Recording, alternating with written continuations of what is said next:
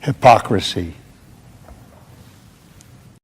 Hey, what's up, guys? Welcome to Law-Splaining the Interwebs. I am your host, Nick Ricada of Ricada Law, small law firm in central Minnesota. How we doing, guys? Welcome to Wednesday. Welcome to Wednesday. What the fuck Wednesday would be the, I guess, the appropriate nomenclature around here. Welcome to it. Oh my God. Fuck Skype, by the way. Now would be a good time to insert ads. No, it wouldn't. Now would be a terrible time to insert ads. YouTube, what are you talking about? Oh my gosh. Guys, my Microsoft password got reset because apparently I failed to log in too many times. And now they're like, oh, reset it using your authenticator app. And I'm like,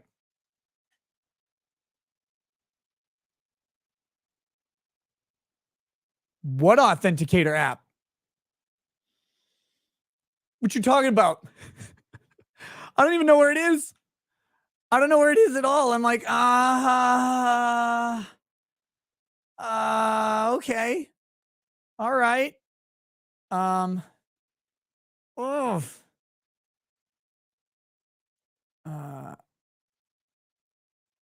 Here we go. We've got a show tonight. Sorry, I'm getting my other windows organized, but the fucking Skype window keeps coming up. It's like log into Skype. First of all, I never want to log into Skype. I hate Skype. Skype is the Facebook of video conferencing. So no, thank you. And I know that because the only reason I have Skype is because of InfoWars. They use Skype still, which is terrible. And like one other show, I'm trying to think what other show I did. Oh, it was Sarah Gonzalez's show on The Blaze. Use Skype as well. All right. Here we go. Today, guys, it's What the Fuck Wednesday. It's a little bit silly, a little bit goofy, but we do have a serious topic as well. We are going to start talking about this Rumble lawsuit. So Twitter is suing Media Matters for basically targeting advertisers and engineering a circumstance that is not normal. It's kind of the Twitter lawsuit's kind of weird. It's very tough because technically it seems like Media Matters got a result. Now they worked on it and engineered it and, tried to tailor their algorithm to get it, but they did get a result that they then reported on as a result, which was an ad popping up next to Nazi stuff or whatever they want to call it, right? So they did kind of like make that happen, but it seems like it did happen. Like that's part of the problem with that lawsuit is even though it may not be a typical experience, if it did happen and they report that this can happen, that's going to be tough to overcome. But when Twitter announced, and who knows, like, I'm not saying that they can't win or should they. First of all, Media Matters should be sued into dirt for all sorts of reasons, mainly just existing and how they do. But I'm not saying they can't win, won't win, anything like that. I haven't like fully even read the Twitter lawsuit, and we may do that sometime really soon.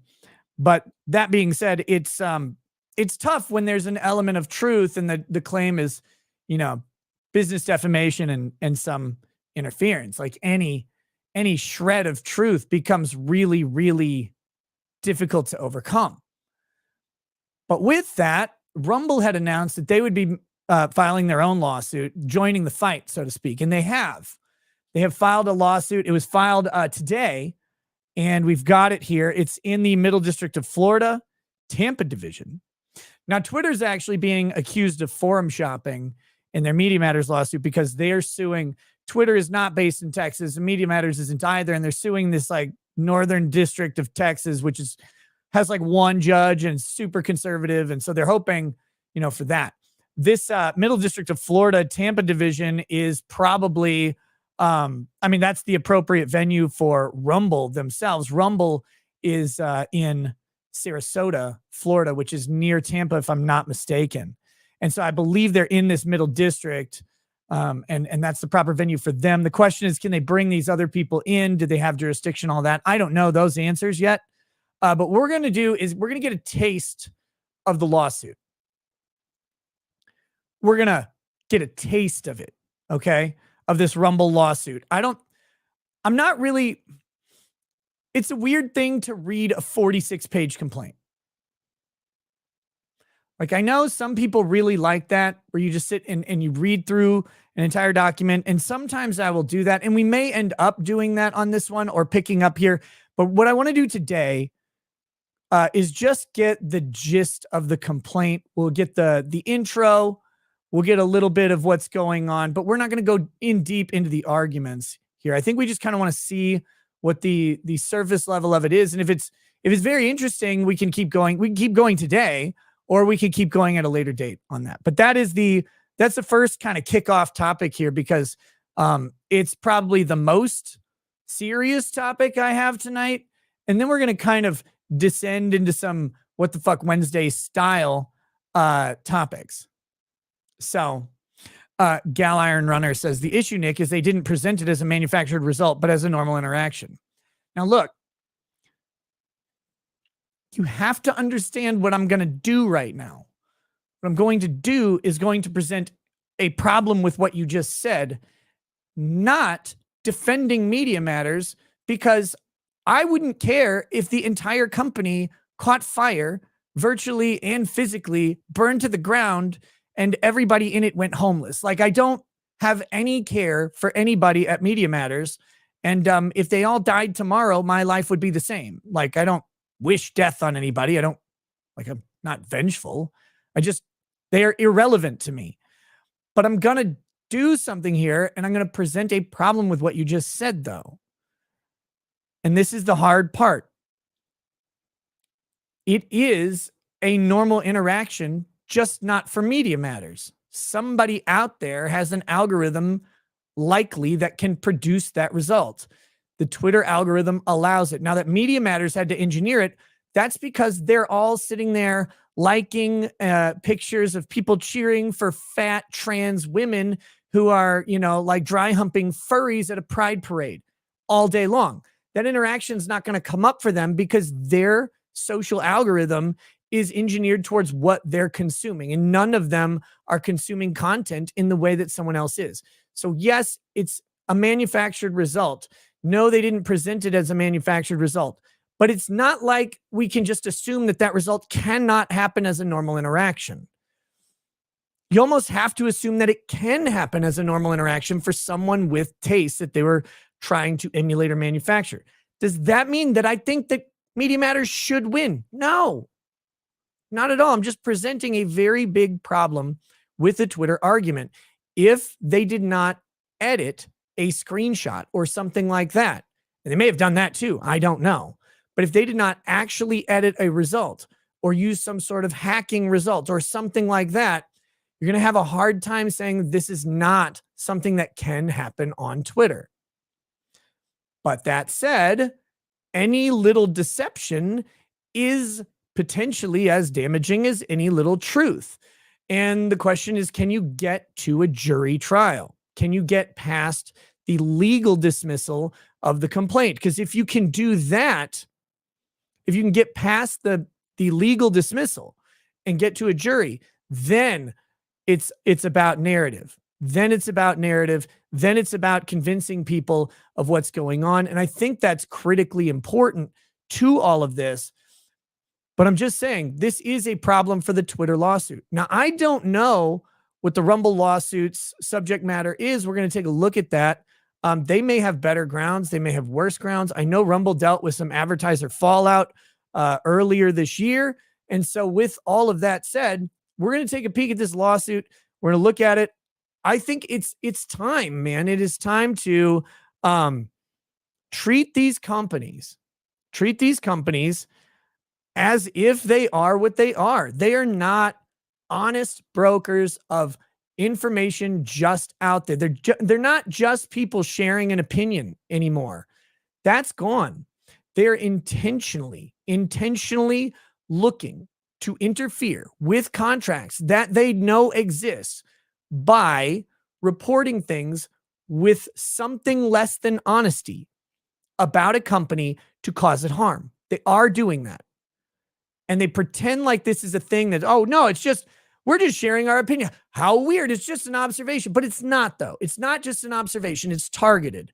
And I've talked about this stuff before with Washington Post going after like the kill stream and going after Doug TenNapel, or maybe it might have been Media Matters who went after Doug TenNapel too, actually, where they would, do this concern. It's a concern article, right? No one reads it in reality, except it's almost like carries the credibility of like a trade journal in certain circles. So maybe 5,000 people read the article, but of those 5,000 people who read the article, 60 are high up monitors at advertising firms that deal with major brands and brand management. And if that's the case, it doesn't matter how many people read the article. If the goal of it is not to get the clicks, the goal is to impact the company you're targeting, well, then their target audience is captive. They're there, and the goals get accomplished. And they do seem to get accomplished with relative alacrity and success. When there is an advertising or an advertiser that is targeted on a social media website, pressure can, or really a lot of business websites, pressure can be applied pretty quickly, and that pressure is catered to almost immediately, whether it's just or not. They're able to stir up a firestorm immediately and levy that against a company or an advertiser and get a result. I think that needs to change. More appropriately, I just think that, if you want to do that, fine, but you should be subject to the potential for what you're doing. You're intentionally interfering with business in a way that is based on deception. And people need to make some distinctions here. I've learned this over the past several months. If you say someone is interfering with business being bad, or more appropriately, I guess, if I say that someone interfering with business is bad, then some people will take that as any interference of any kind of any stripe is bad. Well, that can't be true, because that would mean that if I just stop buying something from someone, I have interfered with a pattern of business. That would be bad. Well, that doesn't make any sense, right?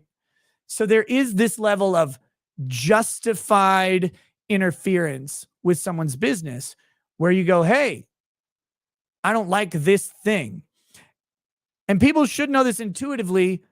The right does it all the time. We don't want these things around. We don't want to buy from this company. The Bud Light stuff's a great example. Marvel and DC shit, great examples. Like, oh, don't buy this stuff. Like, it's woke, it's garbage. All of that stuff happens all the time. We don't think that that's a bad interference with business. We say, okay, the people are seeing this. We don't like it. If you don't like that stuff, don't buy it. Whatever, don't support this company because they hate you. All that stuff is fine for people to do, as long as it's true, obviously. Now, the difference is Media Matters lying? Because if Media Matters is just telling the truth, right? You got to say, well, I mean, I don't like it that much, but they're just telling the truth. So whatever. Now, don't misunderstand me. Personally, I just hate I hate the whole ratting people out thing.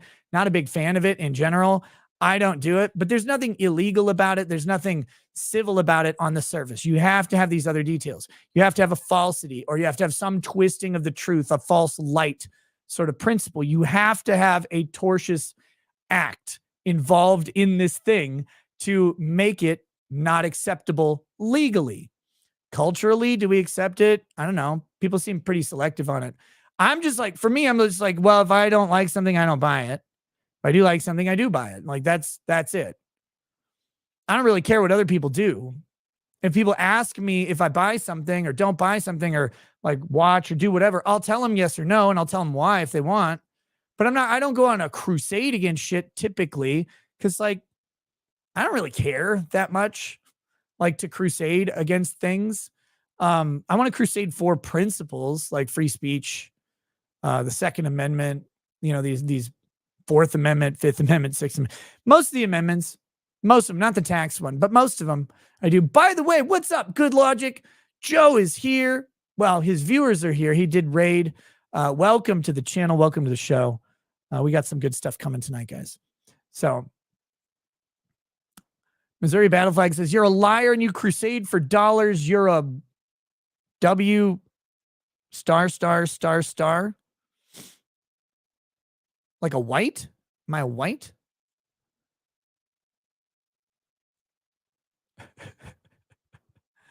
I don't know. I don't know if you're like mad at me or if you're just speaking generally, but it's fine. It's not my biggest thing to do though. Like other people do it, and I mean, to each their own. I don't care. Again, I really like, leave me alone. Is the main thing for me. Leave me alone. Go do your stuff, and I'll just be over here telling jokes or whatever, and that's fine. But that being said, you also crusade for the correct way to make a peanut butter and jelly sandwich. That's true. That is true.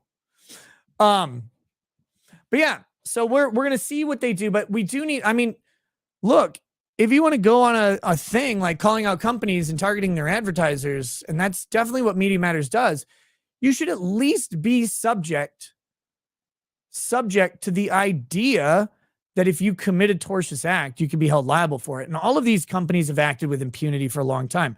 Big ones being Southern Poverty Law Center, for example, Anti-Defamation League, NAACP.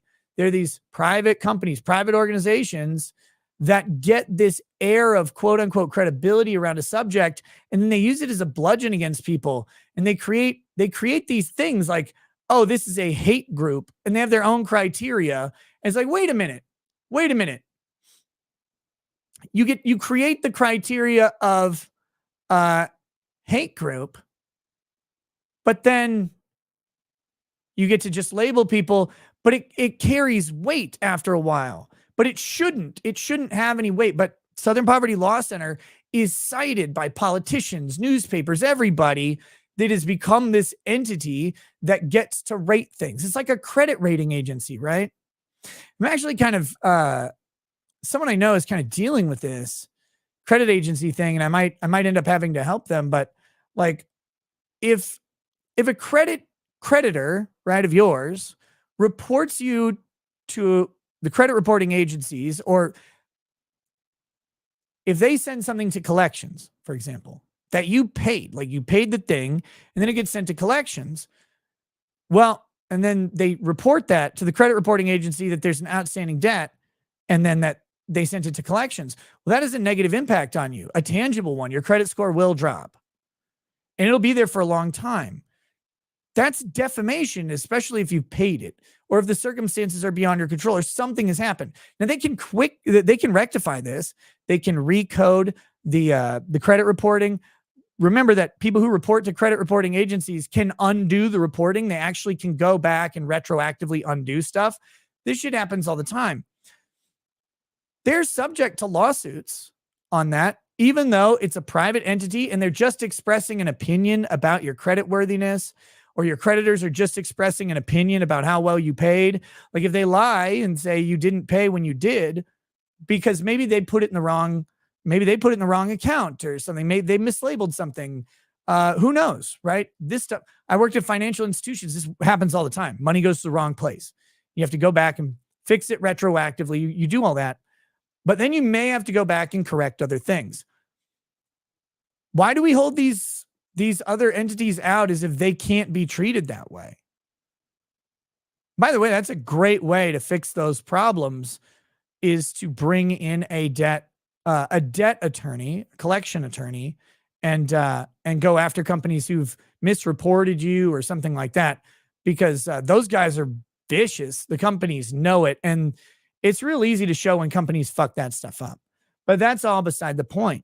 Media Matters, ADL, Southern Poverty Law Center, they create these categories. These are hateful people. These are white nationalists or racists or monsters or bigots or whatever. They have this unreviewable personal criteria. They apply it, but it gets then attached as a label that other people use. So if they're going to do that, fine, but you should be subject to the possibility that you harm someone with that, with those statements. And if they're not true, well, there's a remedy for it. Our legal system actually has a cure. So we're going to talk about that in just a minute. The next two topics that I have listed, there's actually some other ones that we'll probably get into. I don't think these are going to take that long. There's thank God for the government. Thank God for the government, because straight from Hong Kong, a suitcase was intercepted at an airport, and it was full of syringes, pre-wrapped, ready to go syringes, ready for sale for vaginal tightening serums.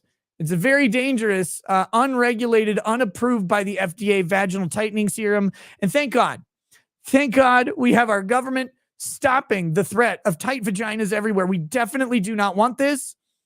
We definitely do not want Hong Kong Chinese vaginal tightening serums distributed wantonly around the world with their dangerous fake. Now, the problem is not that it's a vaginal tightening serum in and of itself. Like, they're okay with the concept. Those exist.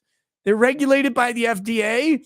You can go buy them, apparently, but they have approved tightening ingredients. These don't. These are dangerous ones. These are the ones who haven't paid the government toll to get their approval. So these, you can't have these. Like, I get maybe it tightens too much. Maybe it doesn't tighten at all. Maybe it turns them into a parachute, right? Like when they jump out of planes, just float down. I'm not sure. I don't know. I don't know why these aren't approved and the other ones are, but we're going to get into it with the story. I'm just so glad that the government is out here to protect us from this, because what would we do? What would we do if someone could just bring a bunch of vaginal tightening serum syringes into an airport and just sell them on the street? Now, guys, I don't want to tell you how to live.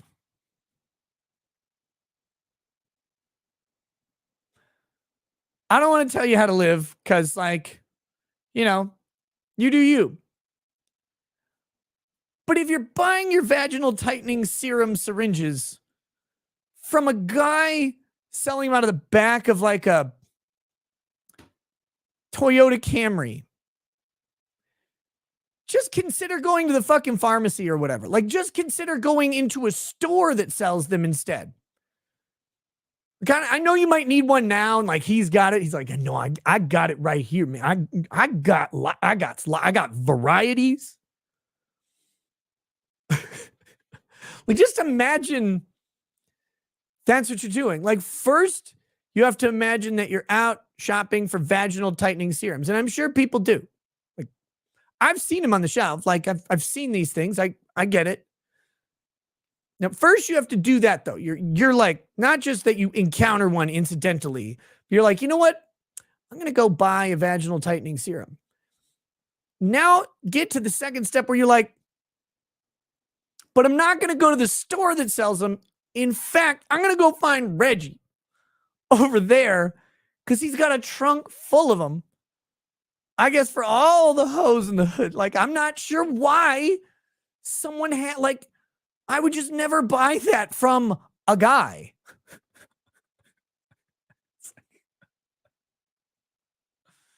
That's like,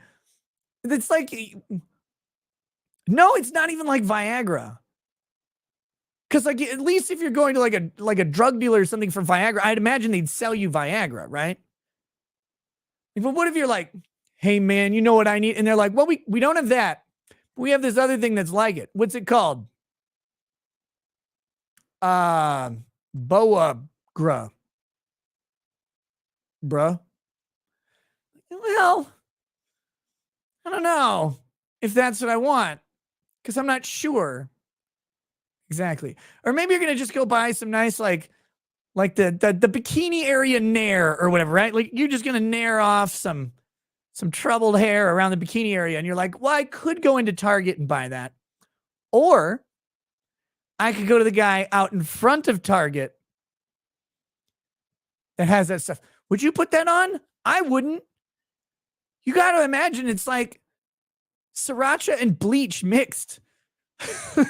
It just doesn't seem like the thing that you buy from the guy outside the store. You just go in. So that's, I don't know. But we're going to get into that story more. That one just, I saw it and I was like, I am baffled by this. I'm perplexed. And I do want to know more. I want to know more about this. So then the other thing we've got is a bogus attorney suspension. And I want to be very clear. This attorney is suspended for 1 year, although he did get a 6-month stay. So only 6 months of suspension. And I think the suspension is for an egregious reason that has nothing to do with his practice of law. And look, if we don't have freedom in America to express ourselves as attorneys, then I just don't think we have anything close to liberty anymore. I'm not going to spoil this one, but we are going. It's not me. No, it's not me. It's some other attorney in a different state. He's like, and he's an old dog. He's like 63 years old. I can't believe that a bar association or whatever is stopping this man's free expression. Very, very frustrated by it. So we're going to get into that a little bit later. Okay. We'll do that. For now, let's hit this super chat, and then we'll get into the Rumble topic, which I've got pulled up here, and we'll do this little thing. All right. Finnegan Chief says, take a sip in celebration this time. I paid off my mortgage this afternoon and am now debt free. Here's to freedom. Hell yeah, brother. Hell yeah. Let's do this. What should we drink here? What should we drink?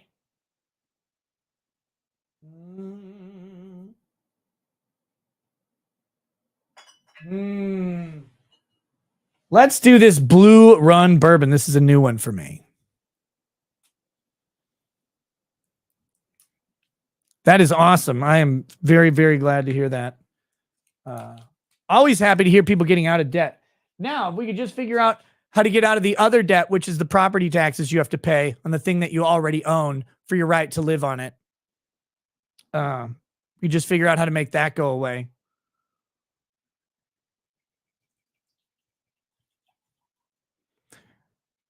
Oh my gosh. Ah! That was a long drip. So this is from Georgetown, Kentucky, 65% corn, 30% rye, and 5% malted barley. Blue Run, Kentucky Straight, high rye bourbon whiskey, 55.5%.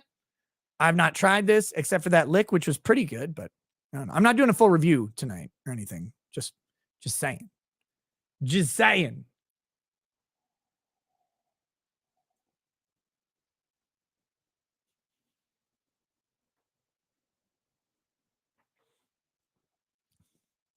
Nina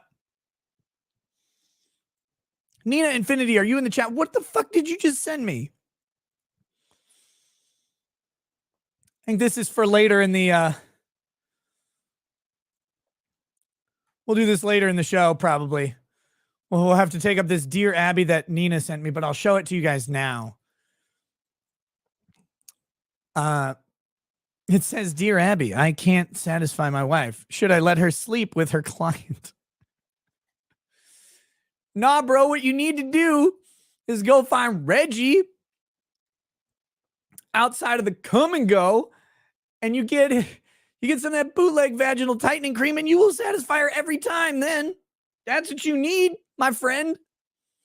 So we'll have to take a look at that later. Wow. Sean, promise it wasn't me. Sean, it's from your state. It's from your state. I just remembered. The attorney story is from your state. You may know it from that. I don't know if you follow that news. I think you're going to laugh. Also, we got to get you on for a show soon. Oh, guys, one more thing. I might do this tonight. I might, depending on time, I might do it another night. So I got contacted by a scammer today. And one of the things I like to do is I can't always do it, but if I have like time where I can't do stuff, but I'm like I'm out, but I can text, right? I'll sit and talk to scammers like over text for a while because I find it funny. And we just kind of go with where the conversation goes. And in the middle of this one, like I decided to change that. And I was like, oh, well, this might be funny to do on the show. This might be good to see. And it's one of those things where like they talk to me for a while and they're like, well, we can talk on Telegram. And I'm like, why though? They're like, well, this is my assistant's phone. Sure it is. So then like I go over and add them on Telegram and I'm like, I guess the possibilities of this are endless. So it'll be fun. Maybe, I don't know. Maybe you guys won't find it funny. I enjoy it. I find solace in wasting their time. And I thought, like, normally I'll just waste their time. And yes, of course it wastes my time, but I'm laughing at me. So I'm okay with it. That's my entertainment in a way. But I decided to throw in some elements that might make it entertaining for you guys. And if that is what it's worth, then it's good. Sean, I'm getting a request from a pretend attorney who says, please invite you on even for 15 minutes. I don't know. Are you available? We could switch the order and do the attorney discipline from that. We could do that, or I can ask you when you're available. Hold on. Let me send you a message. American Widgeon says, is it like Conversations? Yes.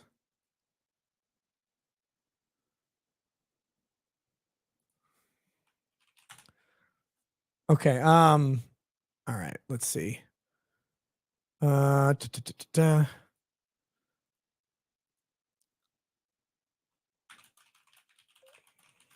Hold on. I'm sending him a message.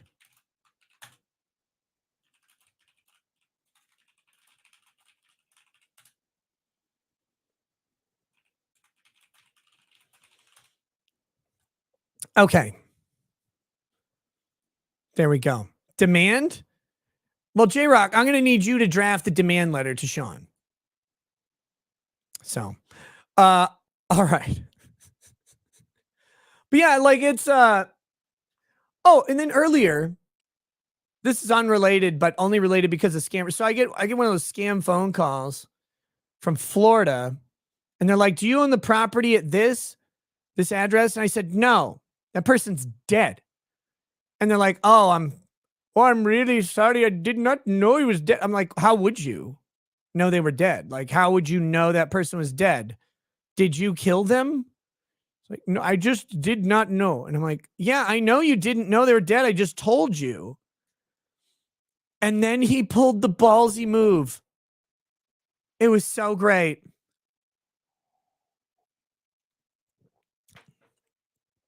I'm like, yeah, they're dead. They're dead, man.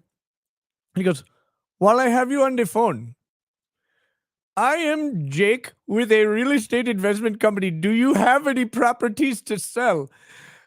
And I'm like, wow. I just told you the person was dead and clearly implied that it recently happened. And you're like, well, but do you have any for sale? I'm like, I said, bro, I'm standing over a dead body right now. And that's when they hung up on me. But I was like, God, it was great. That was good. Okay. All right. Sean says he may be on in a few minutes, so we'll get there. I was like, okay. Because normally I just like, if I'm busy, I'll answer the phone sometimes and just tell him to fuck off because it's funny to me. Let's see. Oh, here we go. This is a good one. ASCAS. Oh, wait, shit. I gotta do the actual toast to Cynic in Chief. I forgot. Cynic in Chief, cheers to being debt-free. Cheers to removing a mortgage and removing the Judaism from your housing relationship. May it be forever prosperous. May your values increase dramatically.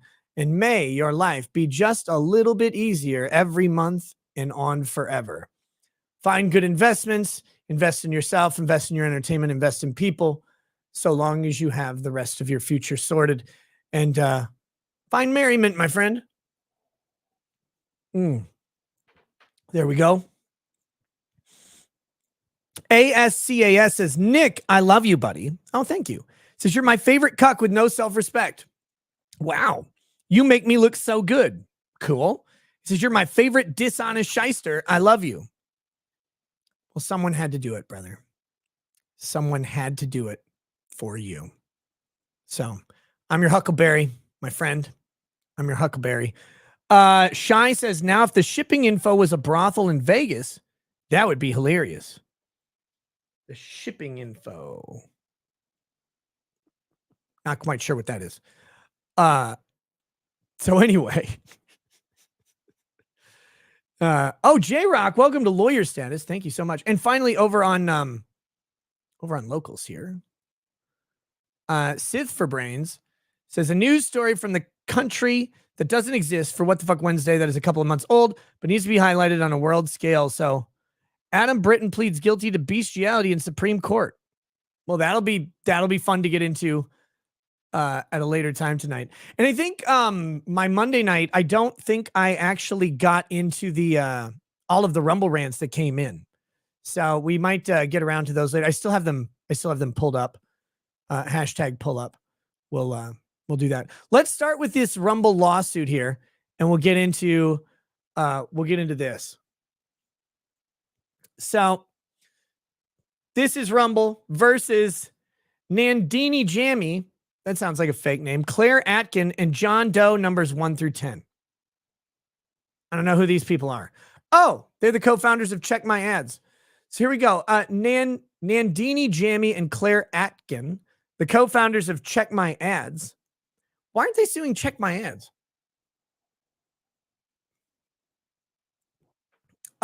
Together with Media Matters for America, purport to be digital advertising crusaders dedicated to fighting the global disinformation epidemic. There we go.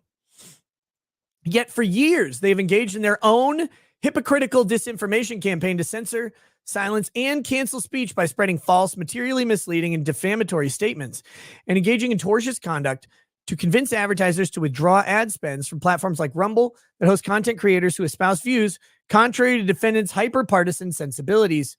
In the 2010s, their targets were Bill O'Reilly, Breitbart News, and Tucker Carlson. Today, their targets are Elon Musk, X, and Rumble. By the way, did you guys see Elon Musk with his super based response to that fucking loser from the New York Times? He's like, but don't you want them to advertise? He's like, no. He goes, what? He says, they're going to try and blackmail me with money? Fuck off. Great response. Great response, right? Why don't more companies say, fuck off? Just fuck off.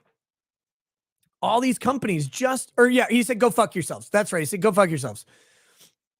But it's like, why don't more companies do that? You are the desired play. It's not like they're on Twitter. They're like, oh, we want to go advertise on Twitter. Like, well, because we got to advertise somewhere. And I guess it's not like they're defaulting to Twitter because someone else turned them away. Like they're going where there's 550 million active users a month. Like that's the whole Twitter draw. It's like, oh shit, we can get our stuff in front of a lot of people. It's why you advertise on YouTube or why you advertise on any, Super Bowl ads are because there's going to be 20 million people watching. And then the post game ad show on the Super Bowl where people analyze the ads, they talk about them, they become their own entity and entertainment zeitgeist. And it's fine.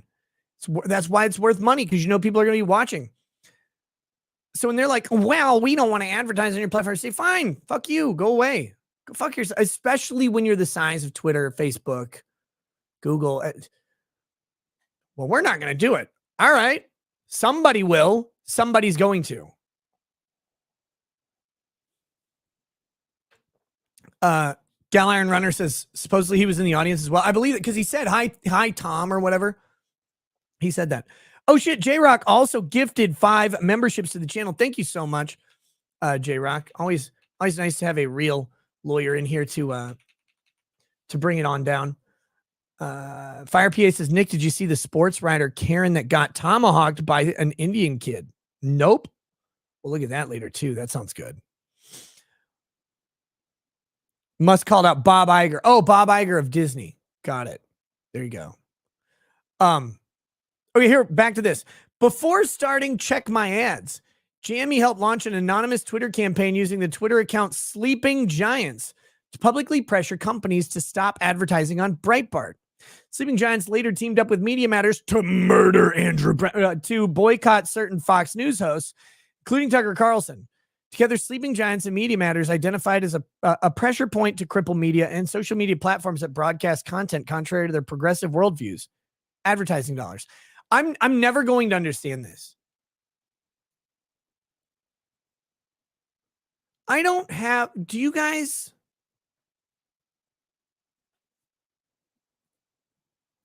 I have problems caring about shit enough to do this. And the reason I say that is not because I don't care about anything, but I'm busy, like with life. So I can't like sit there and be like on some quest to get someone to stop advertising or consuming something. I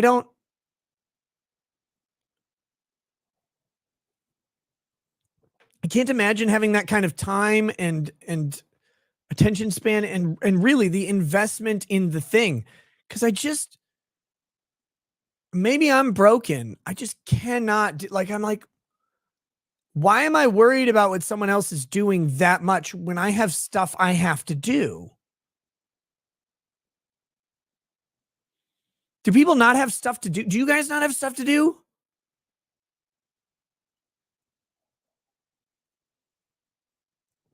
I always have something to do. That doesn't mean I'm always doing it. Like I'm a bad procrastinator, man. I am fucking bad. And sometimes I'm like really lazy or I'm just burned out or whatever it is. And I'm not doing the thing. I get it, but I always have something to do. And if I'm not doing the thing, I am doing something, even if that something is like sleeping or moping or bitching on Twitter. I have something to do that isn't a fucking organized attack pattern against some company I don't like. Even the Bud Light shit, like I laughed at it a little bit, but I didn't like go crazy. Just don't care that much. Maybe I'm supposed to. Am I supposed to care? Penis Dickerson says it makes them money. Yeah, I mean, I get that. Like, I understand that aspect. Again, look at all the people I'm friends with. Believe me, I understand how people who criticize something that they and a subculture of people don't like make money from it. I got it. But it's also why I don't always fit in on those shows, right?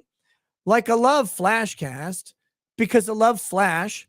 Like I'll touch his boobs or whatever. I love most of the people on Flashcast. We have good conversations. I like to go in there and laugh and stuff.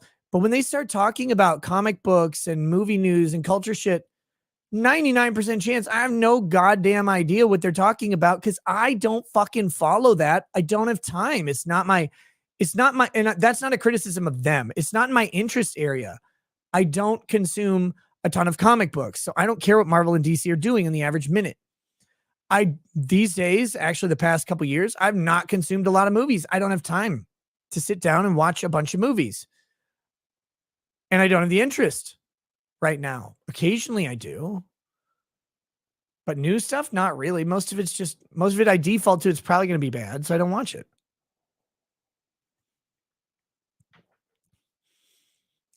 And I could probably do that. I could do the whole like anti-woke thing and it'd be true. I'm not trying to misrepresent them or my opinions. Like I hate I hated that scene. I liked Avengers Endgame, but I hated that fucking stupid scene with all the women. They're like, girl, pow. Like that was so fucking gay. It was a waste, but like I hated it, but I didn't want to like go do something about it. That's like a step farther than my caring had. Now I could I could change, like I could do that if I wanted to go after like woke companies. Like I can do that. I don't know about you guys, but you can make your tastes a little bit. Like you can go, I'm going to start consuming this thing or this type of thing because I like certain things about it. And you can convince yourself into liking something that you may not have otherwise been interested in.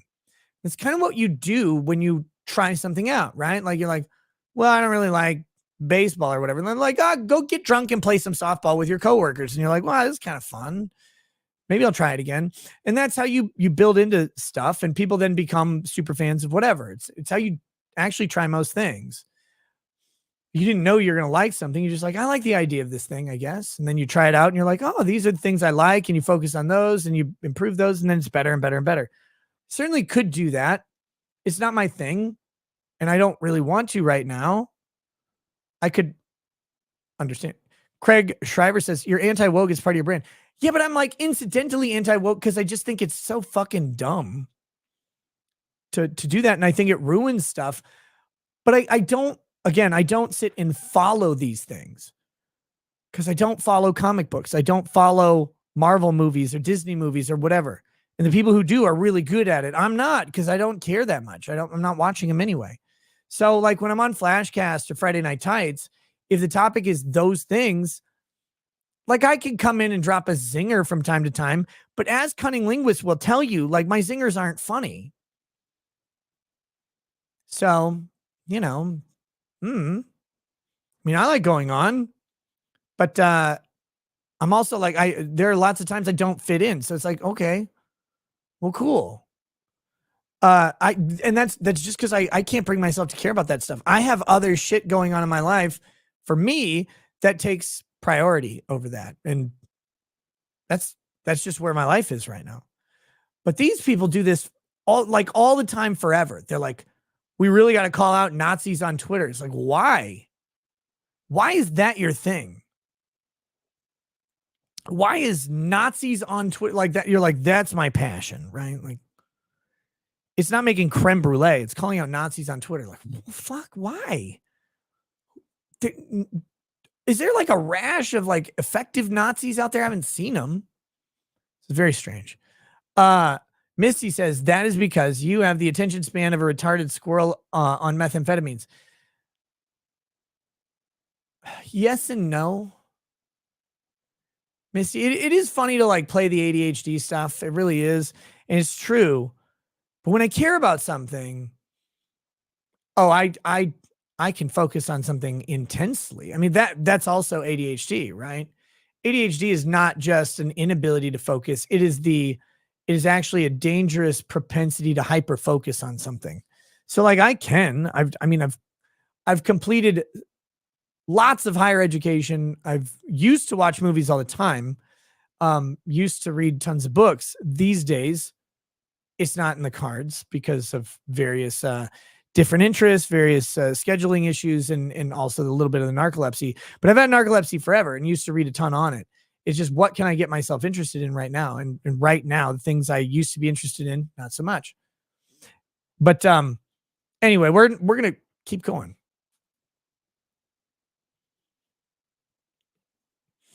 So here we go. They developed the playbook to cut off ad revenue to these platforms by spreading malicious falsehoods about how large corporate advertisers or products were being featured with, and therefore suggesting an endorsement of politically charged or otherwise controversial content. Now we're going to stop reading this for a minute because we have a guest, and we're going to switch gears a little bit. But I just want to say this is something I didn't really talk about too much earlier. You don't always have to have an actual falsehood. You don't always have to have, like you do for defamation. It has to be blatantly false. But there is another tort that involves this type of thing where it's truth, but the truth is distorted intentionally to create a false reaction or a false observation. And that's called a false light tort. It's very similar to defamation, but with false light, there's no actual factual lie. The lie is in the presentation and the representation of what's going on. And that is, that's kind of the trick the difference between defamation and false light, that's critical. And it might be the way that you have to do this. Like, well, Media Matters produced a result on Twitter that's nigh fucking impossible unless you're David Duke while he's having sex with Adolf Hitler. And that's fine because maybe they're browsing Twitter at the time. Like maybe that's happening, but it's not typical. But then they represent it as typical, as someone said. False light is the tort that can encompass that stuff. And maybe that's the way they need to go. I don't know. We'll see. We got to analyze all this stuff. Speaking of analyzing, analysis, welcome to the show. Sean, how you doing, brother? I'm doing okay. You can finish this up in the meantime, though. I understand it's hard to switch back and forth on those things. So, oh, it's not hard to switch back and forth. You're gonna go with that one, okay? Just ask Riley Reid. It's really easy. You know, that's well. I was gonna say, everybody can. Only Deion Sanders is the best two-way player in the game. So, dude, Deion Sanders, he was in the news the other day. Yeah, he's coaching a college team. Oh, like a girls' team? No, like his son's team at Colorado. So a girls' team. No. It's 2023. I have to assume his son's a girl. He's a celebrity. No, of course not. No, dude, that brief aside, Neon Deion is one of the most ridiculous athletes to ever live. Like that was in the era where there were a couple, it was him and Bo Jackson basically, where they're like, yeah, we're going to play two sports professionally and be good at both of them. It's like, how's that a thing that people do? Like no one else does that. It's cool. I like that. Yeah, no, I remember all of that. It was an interesting time. He hates being called Neon Deion. Well, I'm racist, so it's fine if he hates it. Yeah, he's. Sorry. No, he's done. He did enough coke at the White House that he can be called whatever he wants. Wait, he did coke at the White House? No, not the Cowboys training camp.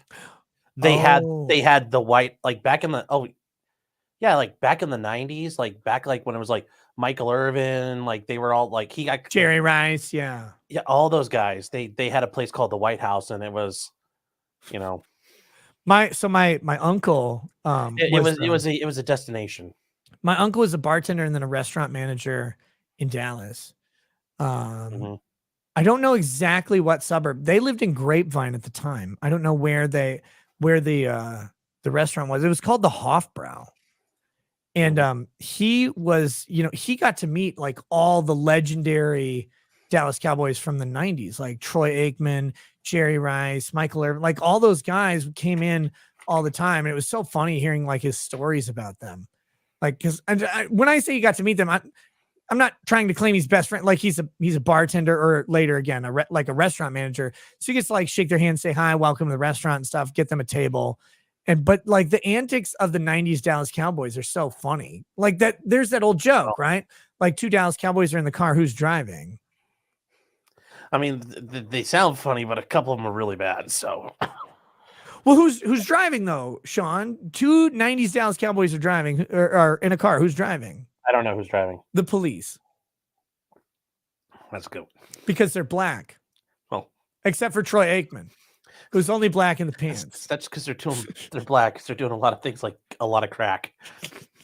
They're like, actually, we're going to stay away from that coke stuff. We don't touch that.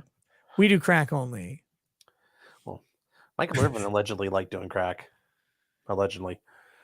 I don't know, man. I can't imagine being a professional athlete and doing any drugs at all. Honestly, I mean, other than well, I'm sure they would do various doping shit for performance stuff, whatever they could get away with. Lance Armstrong with the blood doping. I want to try blood doping, don't you? Where you're oh, I got to do this task, so I'm going to take a pint of my blood and I'm going to put it in the fridge and then I'm going to put it back in me later, so I'm a fucking superhuman after I've recuperated the pint I took away and now I'm overloaded with blood. I mean, yeah, but what am I going to need to do that for? So I can eat more French fries faster? Maybe I don't need the performance enhancing. Maybe you got a banger live stream coming up. I don't know. Could you imagine? Maybe you got to do another curtain pressure. You got to get really red. You got. Oh yeah. I'm sorry. That was That was so like I have no animus towards Kurt at all. I just like he was like so lit up. If I ever become a director of theater and somebody's like, "What's my motivation?" I'll play that clip. This is your motivation. Yeah, get it. Whoa, that's a passion we need on this channel. And then everybody got mad about it, and I was like, "Oh, wait a minute, it was kind of funny though." Like you got to laugh at like when a bunch of us are on a panel, like people start spurging out. That's funny to me, I guess. Like it doesn't have to be a drama thing. That's what I don't like. Why does it have to be drama all the time? It's like it could just be funny because people got retarded for 30 seconds. Like, can we just laugh? Like I've gotten retarded for longer than 30 seconds. Yeah, but that was long. That was Chekhov's gun. That was long simmering. That's like watching like Serbian kids play soccer in a minefield. Like, you know what's gonna happen at some point. It was so wild because I was like, I talked to both of them and I was like, okay, this person might be on, this person might be on. Like, is everything okay? Like, yeah, everything's fine. It was Sean. It was not fine. It was not fine. Fuck. It took us. No, I saw that clip. I was like, that was like no nut. As long as it did. That was like no nut 2022, and then you walk into a Thai brothel. It's like, just a fire hose of anger coming out. It's like, holy shit.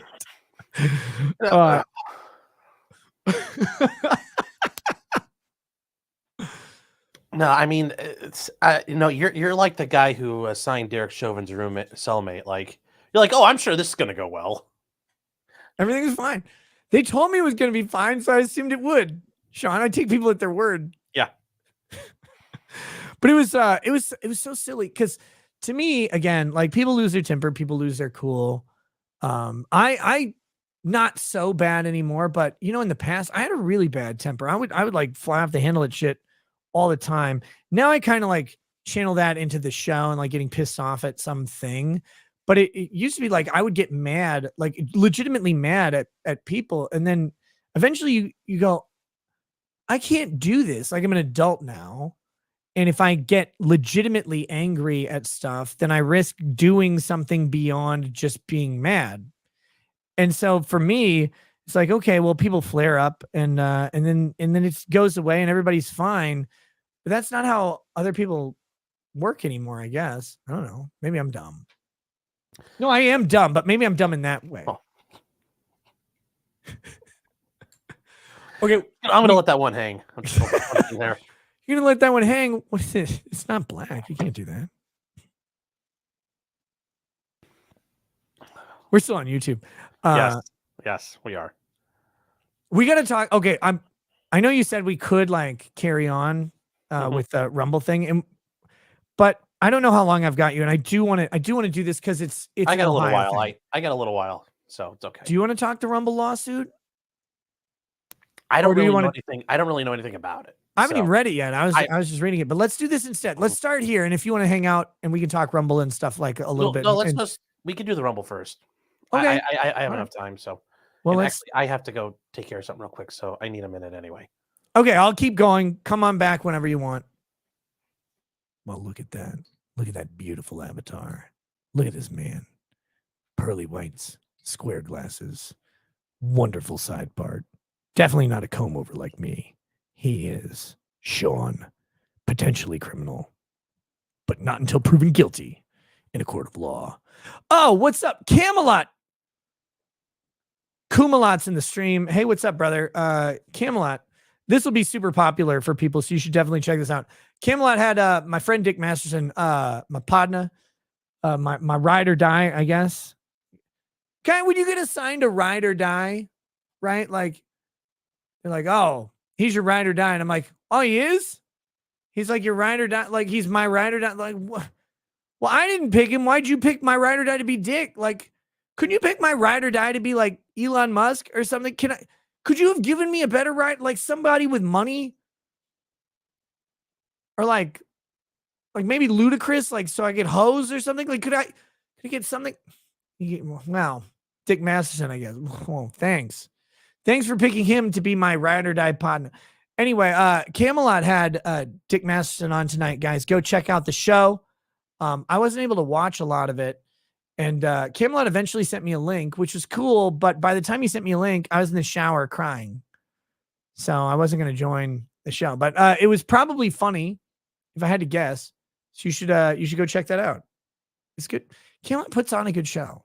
You have to know what you're getting into, right? Which is basically a redneck who's going to talk about fat women. I'm going to take Sean off this for just a second. If I hear one more person defend Miss Nepal, I'm going to lose my fucking mind. Hey guys, stop defending her. You know why you got to stop defending her? Because Miss Nepal doesn't even defend her fatness.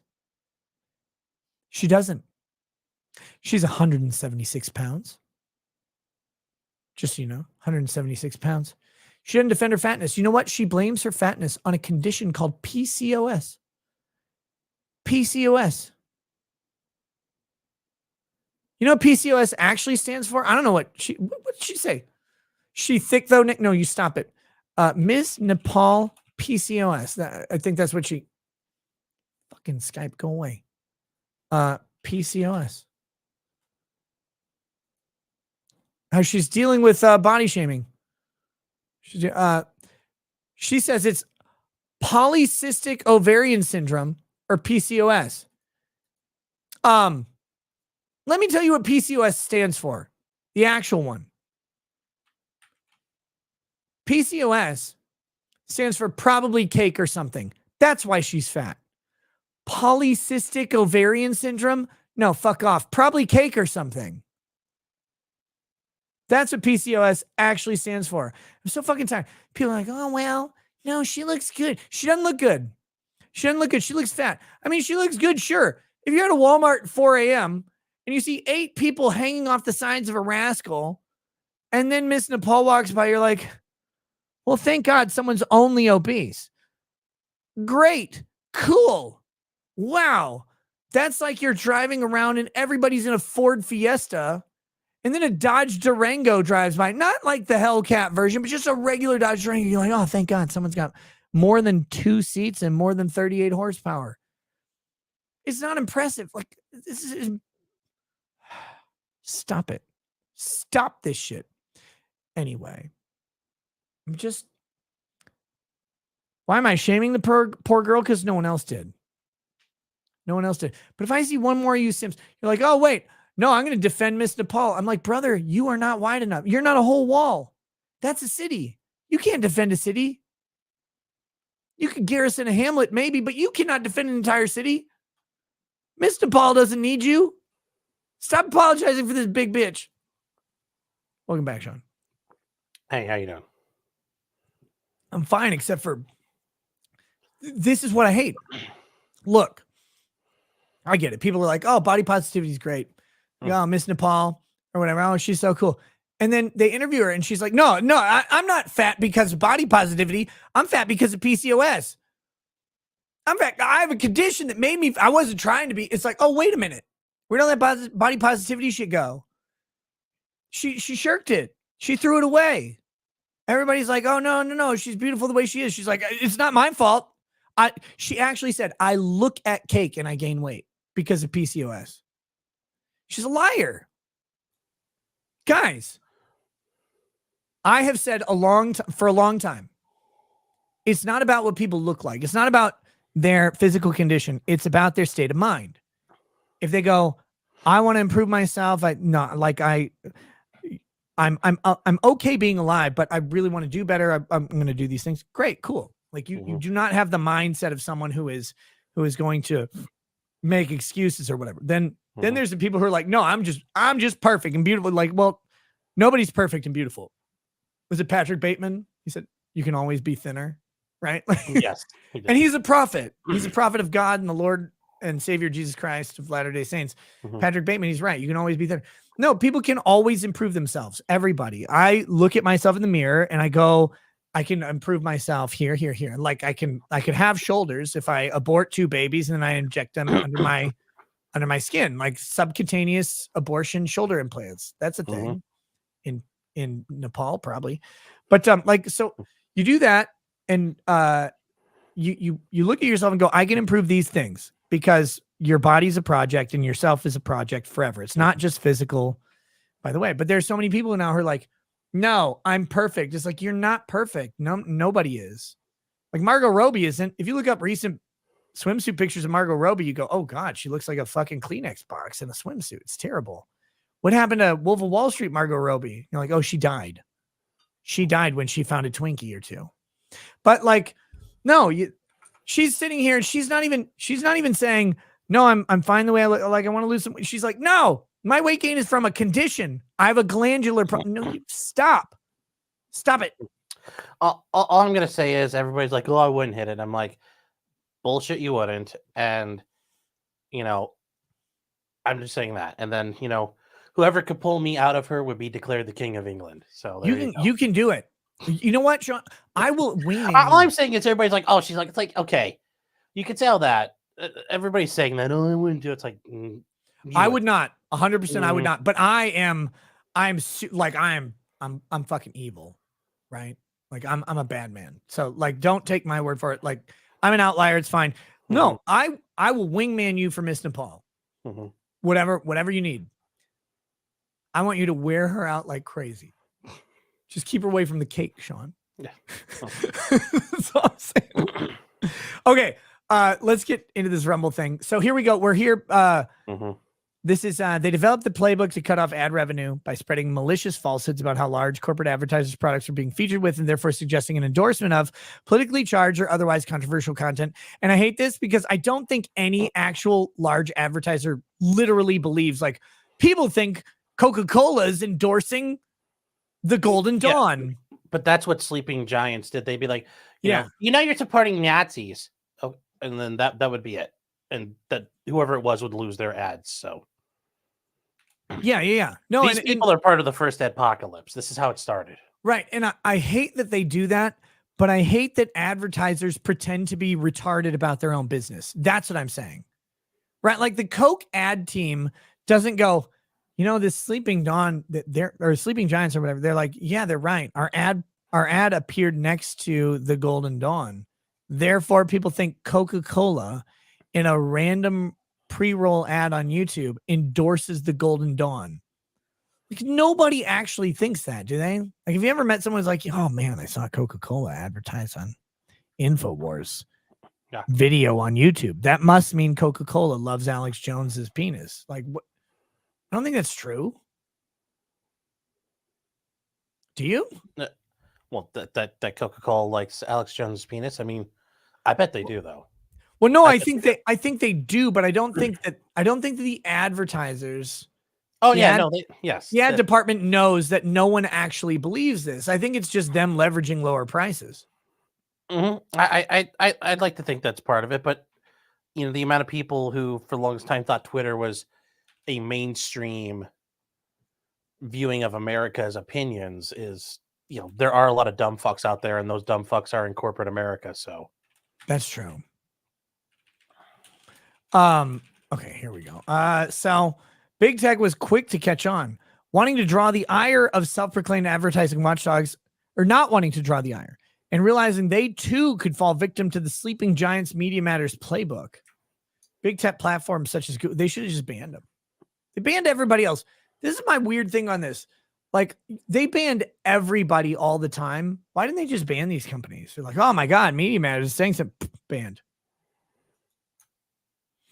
Big tech platforms such as Google, YouTube, Amazon Web Services, Facebook, and others began increasingly to censor content creators based on what they perceive to be partisan, political, hot button issues of the day. For its part, Rumble has refused to cave to the pressure. Rumble was created as, and it remains, a proudly content-neutral video platform dedicated to protecting a free and open internet by providing a safe space for open discourse. Rumble's steadfast commitment to free speech is what sets it apart from competing platforms. Rumble was born of a need to protect small content creators. Hey, not small, rude, who are being squeezed out by incumbent big tech platforms in favor of large creators, influencers, and brands. I'm feeling personally attacked, Sean. I feel like they just I feel like they just took a knife to all of my achievements in my life. No. They weren't talking about people who were trying to work on the 5K gifts. So it's not exactly you. And as big tech platforms have increasingly shifted toward preferencing and censorship based on content, not size. Well, thank God for that. Rumble has stayed true to its mission. Rumble supports small content creators, and unlike its competitors, Rumble is a neutral video platform. As a result, Rumble hosts a broad spectrum of autism creators with varying political viewpoints, allowing users to decide for themselves what content to view. Rumble has also built its platform from the ground up, creating its own technical infrastructure to avoid dependencies on third parties for critical services wherever possible. And rather than relying on Google for its advertising revenue, in August 2022, Rumble launched its own platform for advertisers, the Rumble Advertising Center, that it did to further insulate itself and its shareholders from big tech. And this is one of those behind the scenes thing, guys, that's been developing. I don't know a ton about it because it happens without like me at all. But it is a thing that I occasionally get emails about the Rumble Advertising Center and what they're doing. And it's they're actually working on this shit to bring advertisers to people, which is cool because YouTube doesn't bring you advertisers. YouTube will run pre-roll ads and mid-roll ads that are their advertisers that come to them. Rumble will do that, but they will also bring advertisers to your channel, which is cool. Like most of the ad reads I do are Rumble generated. Like Rumble has relationships with these companies, and then they come to me through Rumble, which is great. Rumble has been highly vocal and public about its mission from its creation through its 2022 IPO to today. Rumble has been outspoken in its press releases, in its press releases, through its CEO's public statements, and in its U.S. Securities and Exchange Commission's filings about its commitment to free speech, its mission to protect a free and open internet, and its development of its own technical infrastructure and ad platform. Investors have taken note, and as of October 23, 2023, Rumble's market cap was $1.44 billion. That's cool. That's cool. Dick Masterson's got that one wrong so far. He thinks Rumble's going to fail and fold and be terrible. It's the next back.buy or whatever the fucking thing he was running. Yeah, I'm sure he actually taken off their mind. In a side note, I will say back.buy is actually doing better than a lot of people realize. Like I understand it. I understand it's doing okay, but like yeah. Dick's sitting there like, oh, Rumble's fucked. They're gonna fit like. I think he's just jaded on these companies, right? Because they always capitulate on their mission. That's what we've seen, right? Like Parler did it. Everybody ends up they capitulate. Rumble they kind of capitulated. Parler set itself up to get fucked, though. Yeah. Oh, I agree. So, but it's Parler was they weren't thinking far enough ahead, and now Rumble has done enough to insulate itself. So. Ellie says Nick's tism is weight obsession. Ellie, gravity is a strong force. But no, it's the problem is these companies will come out and like Gab did it too, right? Like Gab could not walk the line appropriately, and Torba died on the hill of not having anime tits on Gab, while he at the same time like lost all ability to monetize Gab. There was a moment where Gab was like, please mail us checks for your monthly subscription. They deleted it after like a day or two, but it's like, holy shit, you're down bad if you're asking people to mail you fucking checks for your internet thing. And that's not like a criticism of Gab. That's just how fucking hard everybody went at Gab. And, but my problem was like Torba, you're fighting over anime tits right now, and you're getting your banking is cut off, and you're worried about some hentai boobies. Like that's the problem I have with some of the right-leaning free speech people is like, where's your focus right now? Like you're really worried about someone posting hentai? Like that's your concern? Like, bro, you can't deposit a check at a bank without a 10-day hold, and you can't take an electronic transfer. That's crazy. Anyway, But yeah, so Dick is, I think Dick's very cynical on Rumble. And I'm glad that he's wrong, or he's been wrong. Maybe he'll be right in the long run. Who knows? Defendants hate Rumble's content neutral philosophy. It's progress toward economic independence. Rather than entrusting customers to make their own choices about what to watch, defendants believe consumers should only be allowed to have access to content that aligns with defendants' hyper-partisan political views. This is my big problem with all of this, of course. And defendants loathe that Rumble has been so successful raising capital and developing a strong foothold in the market. So defendants launched a disinformation campaign to demonetize Rumble, and they have bragged about it publicly. Nandini Jamie. Oh, Nandini Jamie's a chick? Yes. I figured that was just a dude with a computer sciences degree. Nandini Jamie. No. She's she's not the worst looking person. Well, aside from being a piece of shit communist, yes, no, she's... Yeah, no, like... But I'm just saying, if like her and Miss Nepal were making out... I mean, she's got the AOC snaggle tooth thing going, so... Are you going to come in here? You're going to come into this stream, you're going to defend Miss Nepal and be like, but her teeth, though. Yes, because she's got a pleasant smile. You can stare at it. This other chick, yeah, there's a bit of an issue there. I love you, Sean. Yeah. Okay, here we're going. Yeah, there's also the saying, pussy doesn't have a face. It's definitely not a snaggletooth that you might catch your foreskin on. If you have one. If you're not Jewish or whatever. So Nandini Jamie says, no, we're done with Fox News. We're doing Rumble now.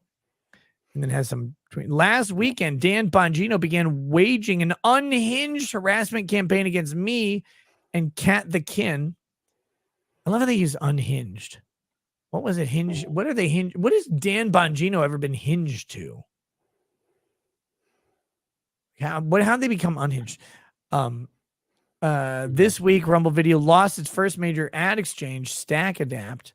When I said this is just the beginning, I meant it. There they are. And they will always tell themselves because they're very proud. Having last week, guess I was too busy demonetizing Rumble to notice. Come on, Danbo, tell the class how much ad revenue Rumble lost in the last 2 weeks. We know that's Dan Bongino. She calls him Danbo. Are they like buddies? No, that's just her picking on him, calling him, Yeah, I don't know. Maybe she likes him. I think she's into him. I mean, she's probably into successful men, but they don't want anything to do with her. So she's just an angry bitch. Damn. I mean, just saying, you kind of get that vibe from her. Yeah. That snaggletooth, though. You look at the pictures of her and you Google her. It's like, no, I did. I should pull up here. What's her name? Her name is Nandini Jamie. I pulled her up for just a second. Nandini Jamie. Because what I am really about, Sean. You could grate blocks of fucking aluminum on her teeth. People think I am like hateful against fat women. I'm just hateful in general. Wait, hold on. Why are people in the chat accusing me of being a member of the tribe? I'm not. Oh no, you're very Jewish. What are you talking about? Yeah, that's it. Hold on, we're gonna zoom in. Damn it. We're gonna zoom in on these. What are you talking about? Why does this tooth look like Fetterman standing with a bunch of other congressmen?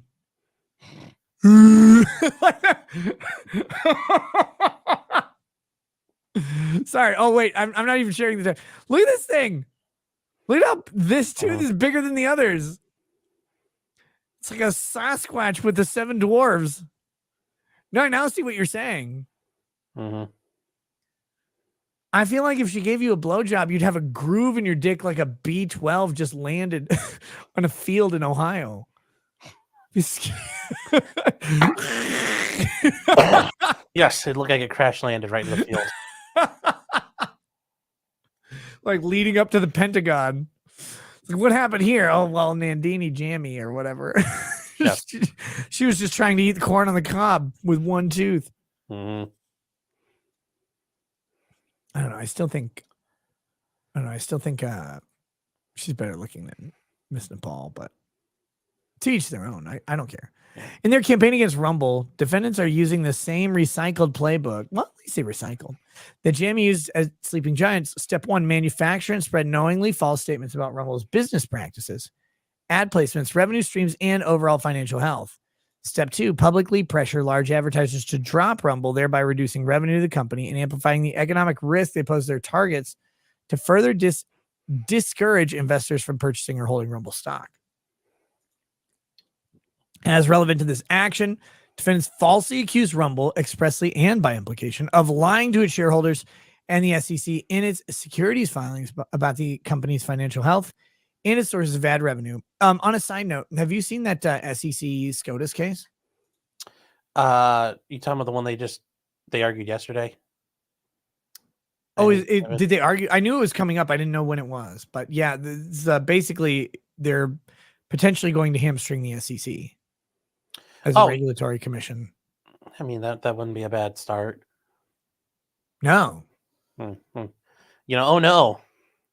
It's like they talk about the Chevron deference. It's like the case that could destroy the government. Don't fucking get my hopes up like that. Yeah, please. When you say destroy the government, I'm the 5 black people standing behind Piper Perry going, let's get it. Like, fuck the government. I'm so tired of them. God, I want their mascara running down their face. I hate the government. Oh, Jesus. Speaking of which, we should switch over to Rumble here. Okay. I just realized we're over an hour in. I didn't know I was. Let me hit these super chats. We'll pop over to Rumble and then we'll go. Ryan Acorn says it's their religion. The message must be spread and cannot be blasphemed. I agree with that. Grifty says, can you use your cool fancy drawing computer to give a tutorial on how to trace free 3D assets, turn it into a $3 million comic book? Asking for a friend. No, I have no idea how to do that. I bought this cool drawing tablet, and the only thing I've ever used it on is Paint 3D because I don't know how to do art at all. I just use it. Guys, my crowning achievement is this. I turned Anna Kasparian into Muhammad. That's all I did. That's what I use my 4K Anna Kasparian drawing pad and everything. Muhammad. That's all I've ever done with it that matters. So I don't know how to trace 3D assets, but I believe you. Zatoichi's cane sword says Kissinger pass, celebrate or lament. Are you? Yes. Yeah. Wait, celebrating and lamenting? No, it is fucking hilarious watching Twitter. They are, there's some things he did that were pretty base, but he also did a lot of shit that was really bad. So. I haven't looked at Twitter at all. I was just like, I saw the news articles. They're like, Henry Kissinger died. And I was like, okay, cool. Wait, someone involved in government died? Good. Well, yeah, but he was a little more than just someone involved in government. I know, but like, good. I'm just happy that he died in the first place. Well, yeah, but the amount of tinkering and fuckering around that this man did is, never going to go away. He indelibly left his, foreskinless mushroom stamp on the face of America.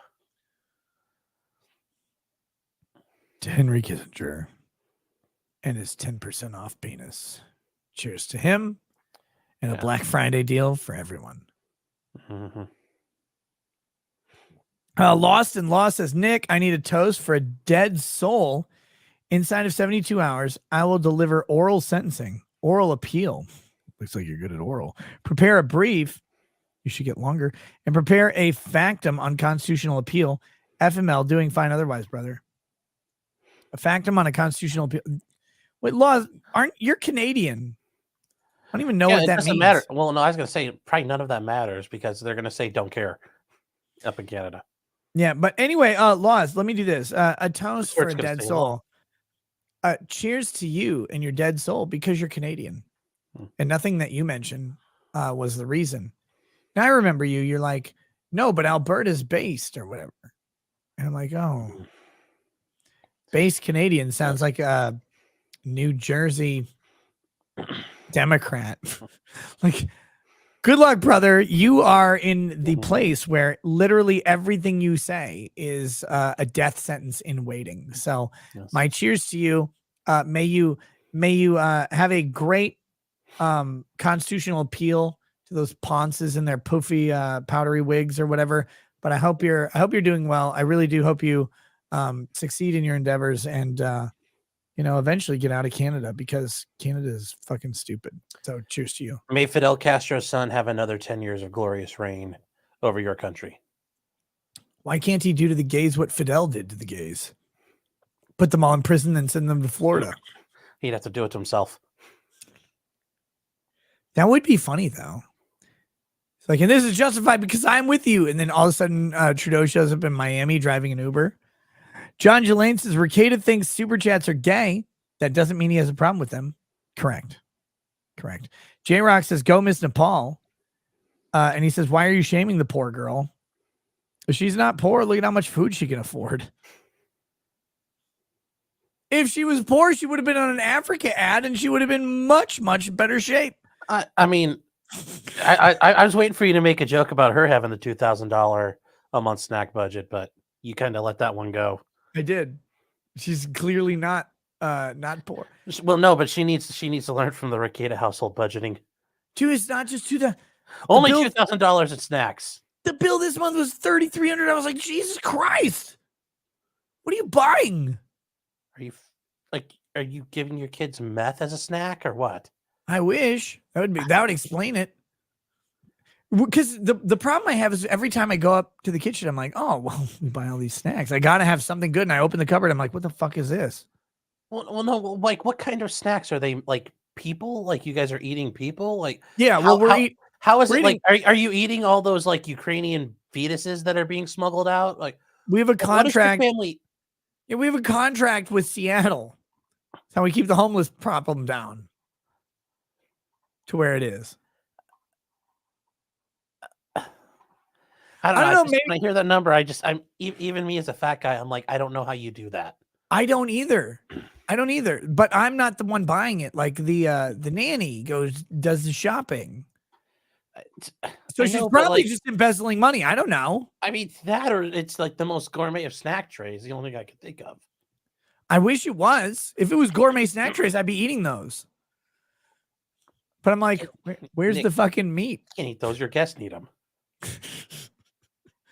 Yeah. It's like, no, where's the good food? I don't know. It's like it's fruit by the foot. I don't need fruit by the foot. I'm not a gay black. Oh, well, what's with the snack trays? The snack trays cover that issue for you. I guess. If we had snack trays, I'd be happy because at least I could say charcuterie while I was crying. But no, we don't even have that. Let's see. J-Rock said, why are you shaming? Oh, wait, I said that. We read that one. The Buddy Cassia says she's a queen of some nonsense or other. A damn cake genius. Deliciousness like cake spaghetti. Who could deny such cakeness? Only someone who hates cake. What a body cakeness. Truth. I don't know what that means. I don't know what any of that means. Xander Van says, Nick, you need the extra blood for your 24-hour stream. Cool. Inshallah says, pull up, Baldo man. Juicy boy just has the tism. I know he has the tism. That's why I keep telling him. I'm like, Josh, stop being a fucking loser. Like, stop doing. You're so weird. Like, there's no reason for us to be fighting you, gay boy. And he's like, oh no, what? He's not fighting. Come on, Sean. He's got a personal opinion, and that's where he is. Like, that's his not personal opinion is objectively retarded and wrong. He's like, okay. He's saying flat out false things. Like, and when I would tell him, he's just like, no, I'm a good judge of people. And I'm like, but you're literally like, you're objectively incorrect. The only thing I can counsel you on is probably you need one of those tankless water heaters because your shower conversations haven't gone on long enough. I wasn't home when I did that, Sean. Well, I know, but you need a tankless water heater. If you're at the hotel, it should have been free hot water. You should have just kept going. I was only in the shower like 15 minutes out of that 2-hour conversation. Well, but I'm just saying. The only reason I got in the shower because he was so fucking retarded that he wouldn't listen to very basic things. He's like, but tell me what you want me to do. I'm like, I don't want you to do anything.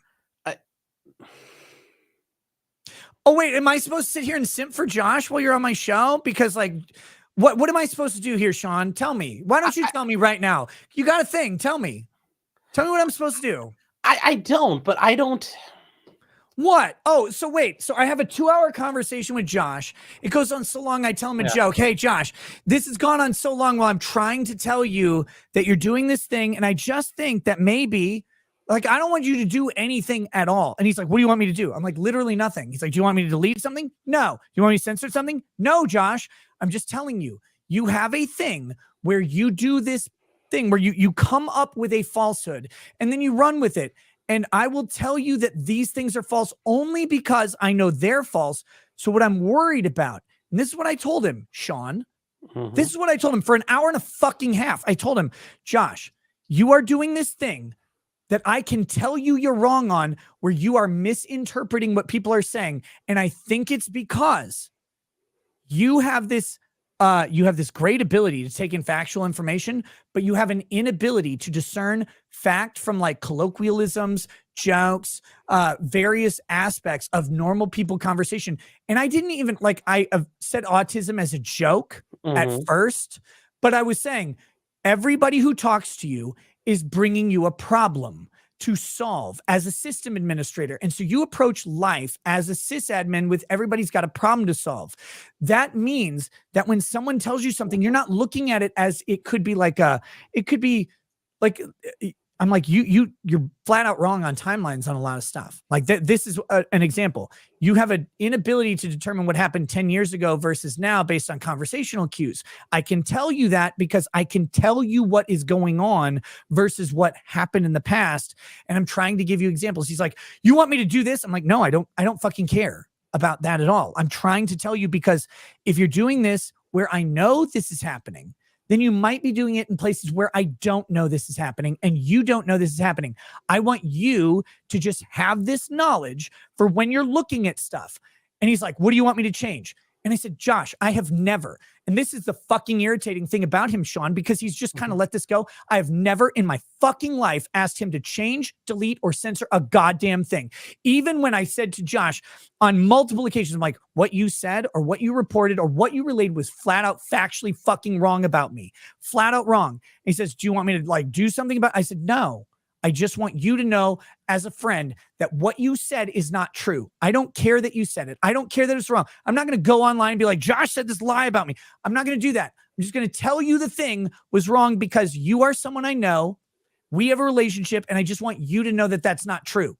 And how did that get twisted? Sean, tell me how it got fucking twisted. What is the narrative about why I talked to Josh? Tell me right now. Because I know you know. What is it? What do I want Josh to do? Well, tell me. You're on here bringing it up. Tell me right now.